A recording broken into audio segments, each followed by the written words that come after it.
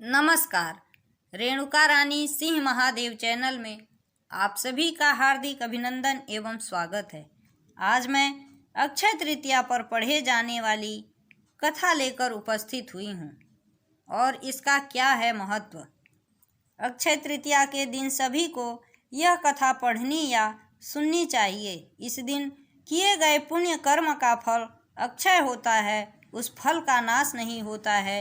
इसलिए अक्षय तृतीया को सिर्फ अच्छे कर्म करने को कहते हैं। इस दिन किए गए बुरे कार्यों का फल भी अक्षय रहता है, जो अगले जन्म में भोगना पड़ता है।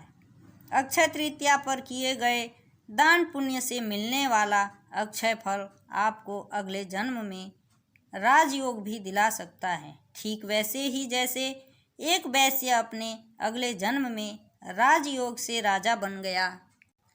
आइए जानते हैं भविष्य पुराण में दी गई अक्षय तृतीया की कथा के बारे में। एक समय की बात है, साकल नगर में धार्मिक विचारों वाला व्यक्ति था। वह कभी भी पूजा पाठ और दान पुण्य के अवसरों को अपने हाथ से जाने नहीं देता था। भगवान की भक्ति में उसकी बहुत बड़ी आस्था थी। वह ब्राह्मणों का आदर सत्कार बड़े प्रेम व उत्साह के साथ करता था। एक दिन किसी के जरिए उसे अक्षय तृतीया के महत्व के बारे में उसे पता चला। उसने धर्मदास को बताया कि अक्षय तृतीया को पूजा पाठ करने और ब्राह्मणों को दान करने से अक्षय पुण्य की प्राप्ति होती है। यह बात उसके मन में बैठ गई। जब वैशाख मास के शुक्ल पक्ष की तृतीया तिथि आई तो उसने सुबह नदी में स्नान किया। उसके पश्चात अपने पितरों की पूजा की।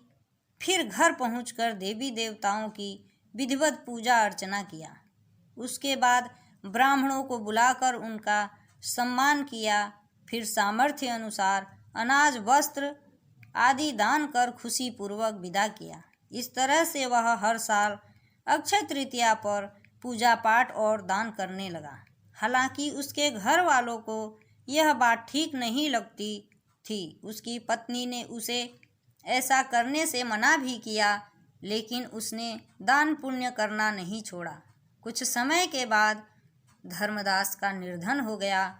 फिर अगले जन्म में वह द्वारका के कुशावती में पैदा हुआ। वह वहाँ का राजा बना। यह सभी अक्षय तृतीया के दिन किए गए पूजा पाठ एवं दान पुण्य का ही प्रभाव था।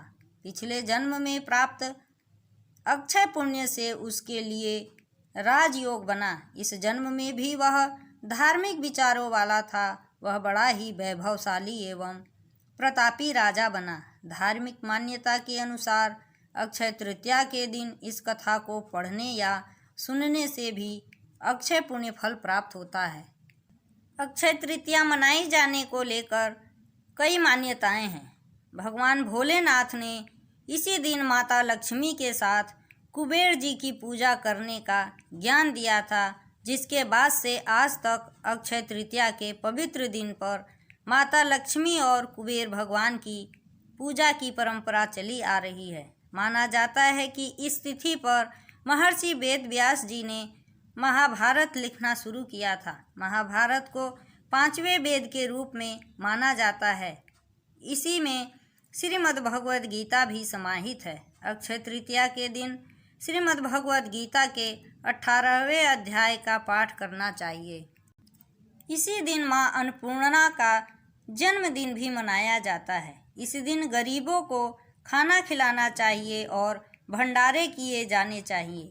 माँ अन्नपूर्णा के पूजन से रसोई तथा भोजन में स्वाद बढ़ जाता है।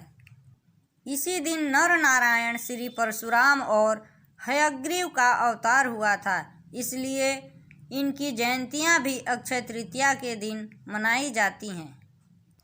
इस तिथि को सुख समृद्धि और सफलता की कामना से व्रतोत्सव के साथ ही वस्त्र आभूषण अस्त्र शस्त्र आदि बनवाए खरीदे और धारण किए जाते हैं। नई भूमि का क्रय भवन संस्था आदि का प्रवेश इस तिथि को शुभ फलदायी माना जाता है।